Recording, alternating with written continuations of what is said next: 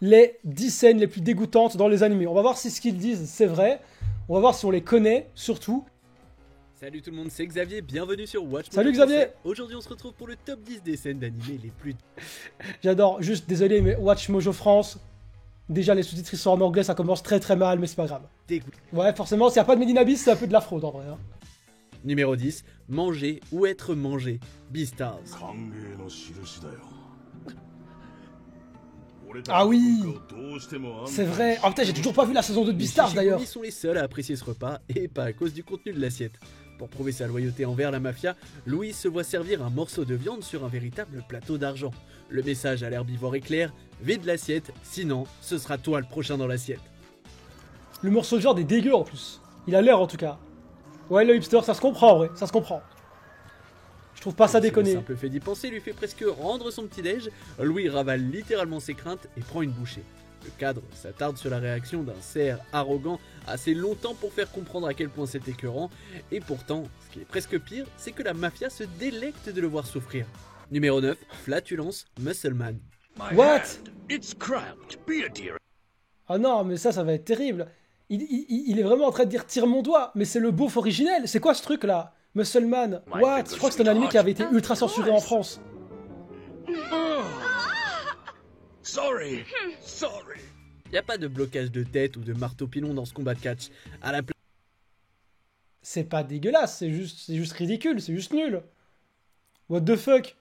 place, le gagnant est décidé par des tactiques plutôt nauséabondes. Pour battre son père sur le ring, on pourrait penser que Muscleman utiliserait ses super abdos et ses biceps massifs. Mais apparemment, il a délaissé la salle de sport et s'est concentré sur ses mouvements intestinaux. Son adversaire réalise rapidement que la seule façon de combattre un paix, c'est bien sûr de répondre avec son propre paix. I see, so that's how it is. Fine, take this. Oh, I'll take it, and I'll raise you this. Pourquoi il y a un poulet par contre? De créer une scène que personne ne veut voir, entendre, ni même sentir. Would you call that a move or a movement? Numéro 8, insecte d'amour, Gintama. On est d'accord, une série à passer durant les 2 dernières minutes, hein, vraiment. Genre, juste, c'était pas deck, c'était juste malaisant, je trouve. C'était juste cringe, c'était juste très cringe. Bon, on continue, du Gintama, le truc que je n'ai toujours pas réussi à regarder, mais let's go.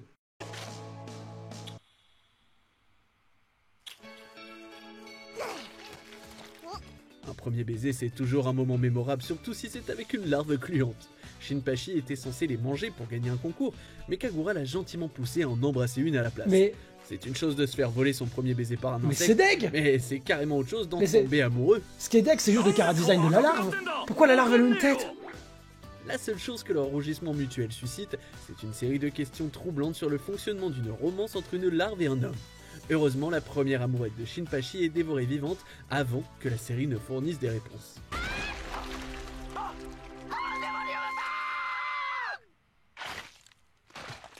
Mais en fait, le problème, c'est que ça confirme juste... la nature nous appelle. Ici, ça confirme juste que j'ai tellement pas rigolé à Gintama dans ses premiers épisodes que là, quand je vois que c'est une scène qui a l'air quand même d'être... Quoique non, en fait, on n'est pas sur des scènes drôles, on est sur des scènes dégoûtantes. Mais ça a l'air d'être une scène un peu gag, moi ça me fait pas rire du tout en vrai. Prison School.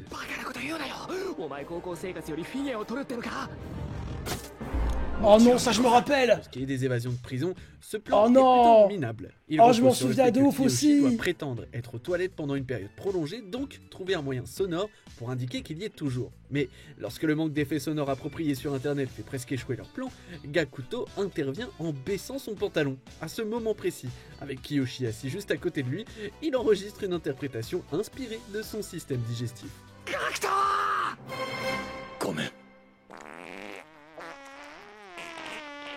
Oh, il est horrible en plus. Et oui, il doit encore porter ce pantalon pour sortir de là. Dites ce que vous voulez, mais Gakuto a des tripes et des boyaux d'acier. Il a lâché le paix de l'infini. Numéro 6, la sainte mère des transformations, Fate. Ça j'ai pas vu, là je découvre Fate.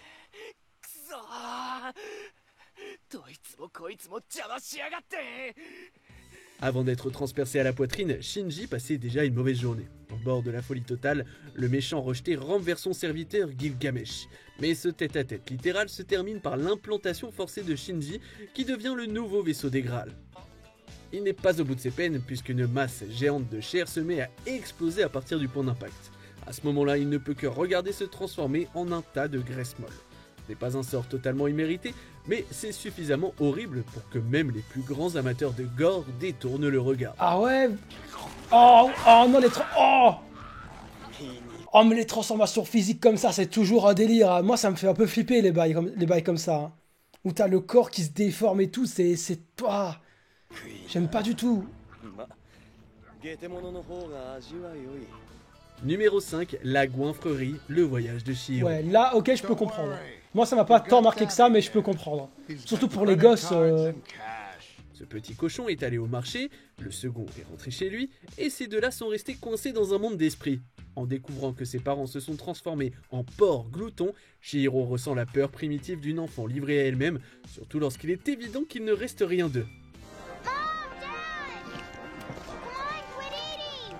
C'est vrai que ça, c'est un peu dingue, hein. Vraiment... Oh.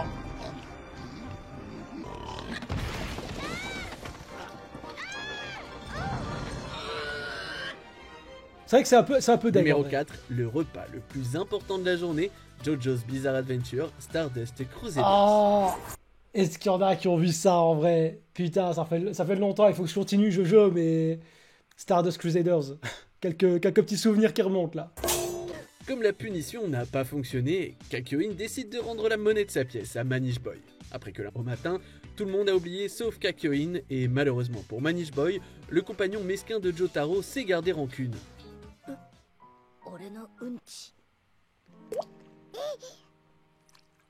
Oh. La scène est comme un accident de voiture dont on ne peut détourner le regard. Kakyoin prépare un repas gastronomique pour Manish Boy en utilisant des ingrédients moins que 5 étoiles provenant du petit bonhomme lui-même. Au moins, Kakyoin le mélange d'abord avec de la nourriture pour bébé. Une cuillère de... Numéro 3, éclatement de boutons, Junji Ito Collection. Oh. Alors, en vrai, je trouve que le Junji Ito Collection, c'est raté. Vraiment raté d'un point de vue adaptation des mangas de Junji Ito. Par contre, c'est vrai qu'il y a 2-3 petites scènes que j'ai pas aimé les voir. Dont celle-là, et celle avec le mannequin. Franchement, c'était un peu gênant dans la mise en scène et l'escargot aussi. Mais bon, je vais pas trop m'étaler. Mais franchement, je conseille pas Junji Ito. Enfin, pas Junji Ito Collection. Les mangas de Junji Ito, franchement, foncez. Le fait de vivre au-dessus d'un fast-food graisseux ne fait pas que faire monter les tensions entre frères et sœurs, il provoque également une quantité importante d'acné adolescente. Malheureusement pour Yui, cela a également stimulé les hormones de son frangin, et une remarque innocente l'amène à faire éclater le champ de boutons sur son visage.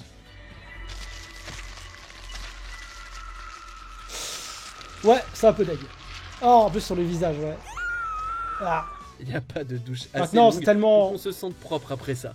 Difficile mal de branlé, ne pas applaudir lorsque le père intervient finalement en frappant son fils à la tête avec une pelle. Bien que pour toute la thérapie dont Yui aura besoin après ça, il méritait bien pire. Ah ça c'est bien Dex, ça, ouais. Ah. I'm sorry, Goro. Numéro 2, un aller simple, Made in Abyss. Oui, ça c'est normal. Ça c'est vraiment horrible, psychologiquement et graphiquement parlant, qu'on se le dise. Il n'y a pas qu'une seule scène qui aurait pu être montrée de Made in Abyss. Utiliser des enfants pour tester les effets de la 6ème couche mortelle du gouffre est assez difficile à regarder, mais c'est la suite qui nous a vraiment perturbés. Lors de leur voyage de retour, la malédiction prend effet et Nanachi ne peut que regarder son ami Mitty subir un sort pire que la mort.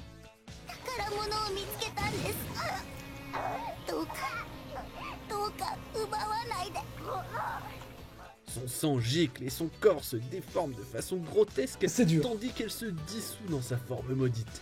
C'est un spectacle horrifiant, d'autant plus qu'elle a passé tout le trajet à supplier Nanachi de mettre fin à ses souffrances. Ouais. Alors que Nanachi, elle est toute belle. Ne grattez pas Inamizawa, le village maudit. Ça, par contre, je connais pas du tout. Je sais pas s'il y en a qui ont vu. Personnellement, je découvre. Le syndrome d'Inamizawa n'est pas fatal à l'utilisateur, bien qu'avec des hallucinations comme celle-ci, Rena pourrait souhaiter qu'il le soit. Les effets sonores lorsqu'elle se gratte le cou font c'est Higurashi et ne sont que le prélude quand même de pas vu, l'événement mais... principal, où des asticots commencent à sortir de ses blessures. Ça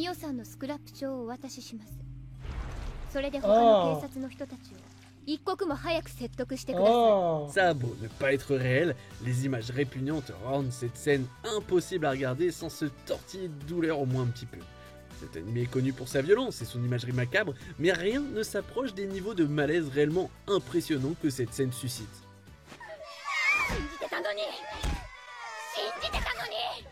C'était assez dégueu pour vous ou pas?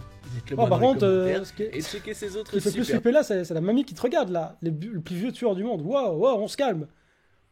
Bah en vrai, je trouve qu'il y a des trucs, c'était pas, surtout au début, c'était pas si dégueulasse que ça, genre la scène de Louis, la scène du paix, etc. Même Gintama. Après, ça devient un petit peu dégueulasse. Maintenant, ils peuvent pas tout montrer, je suppose, en vidéo, du coup, on n'a pas tout le contexte. Mais ouais, il y a quand même des trucs qui sont un peu deg. Moi, j'aurais vraiment rajouté encore l'une ou l'autre scène de Made in Abyss, surtout la saison 2, et également la scène d'Akira avec la déformation de Tetsuo, il me semble, hein, c'est ça, qui est vraiment, vraiment terrible, en fait. Mais voilà, ok, vidéo correcte, il y avait 2-3 trucs, c'était bien dans le thème. Je sais pas ce que vous en avez pensé, les derniers la beurre quoi, vraiment. Mais j'en retiens 4 sur 10. Ouais, bah, pareil, en fait, le truc c'est que les trucs un peu paix, pipi, caca, etc., c'est pas... Moi, ça me marque pas. Moi, je trouve pas ça spécialement deg, je trouve ça juste un peu grotesque. Junji Ito, c'est quand même bien deg. Nanachi et le dernier, les asticots qui sortent du corps, ouais, ça c'est dégueulasse.